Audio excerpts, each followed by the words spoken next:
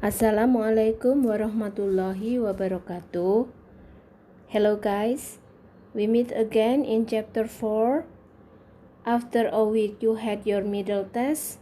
I hope you still have your encouragement to follow my lesson today. And I know it is not easy for you and it is not easy for all of us to do our work during our difficulty time. Okay, are you ready? Let's start with chapter 4. Today, Ma'am Anna will explain about instruction. Do you know what instruction is? Instruction adalah memberi perintah. It is very easy material, guys. Sangat mudah ya.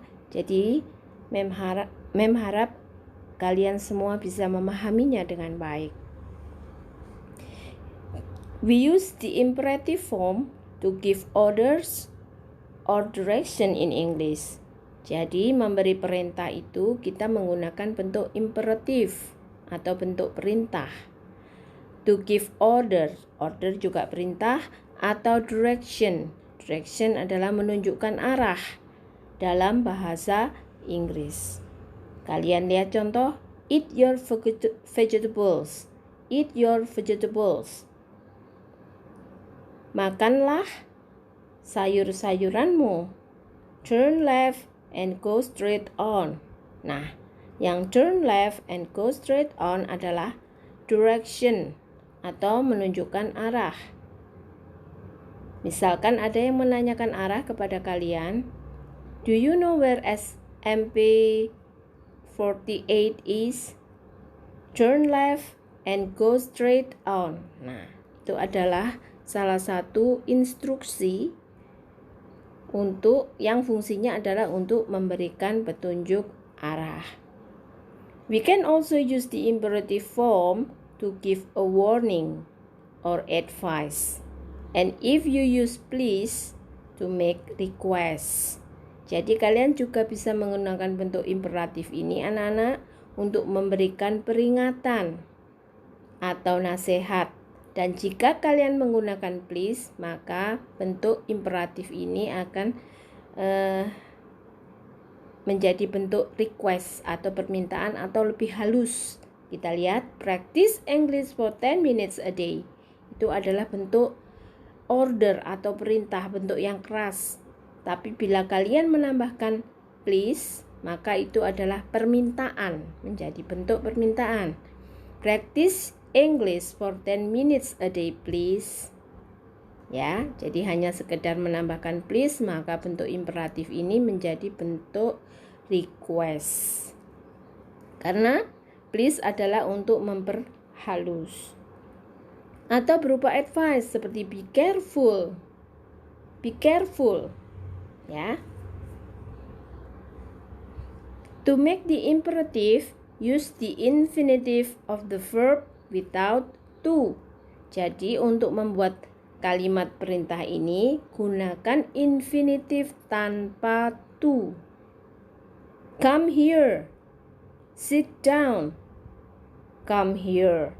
Sit down tidak menggunakan to. Jadi bagaimana yang menggunakan to? Misalkan, to sit down, to come here. Tidak begitu ya.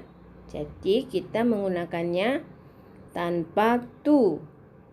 Come here, sit down. To make a negative imperative, put do not or don't. Kalian boleh menggunakan do not atau don't before the verb. Jadi yang kamu pakai boleh singkatannya don't atau bentuk panjangnya do not. Contohnya, don't go. Do not walk on the grass. Mana kata kerjanya? Ya, kata kerjanya adalah go dan walk. Don't go atau do not go. Artinya apa? Jangan pergi. Do not walk on the grass. Jangan berjalan di atas rumput. Atau jangan menginjak rumput. Orders adalah perintah juga, ya. Adults do not usually give each other orders unless they are a position of authority. The intonation of an order is important. Each word is stressed and the tone falls at the end of the sentence.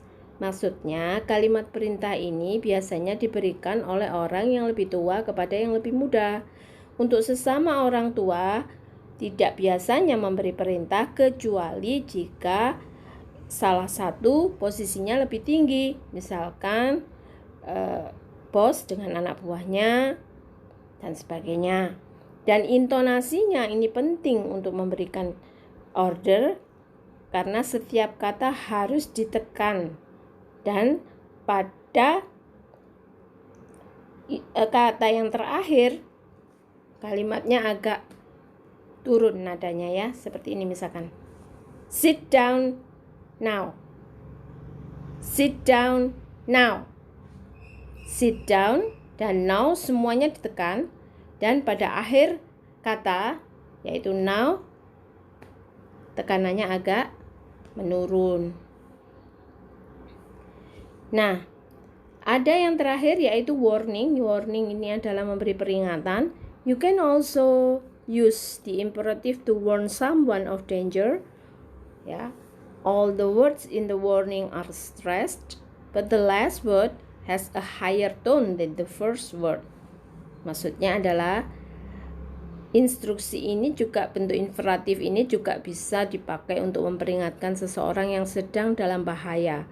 Semua kata-kata dalam peringatan itu ditekan, tetapi pada kata yang terakhir intonasinya lebih naik daripada kata yang sebelumnya. Contoh, watch out, look out, don't cross. Ya, seperti itu adalah peringatan.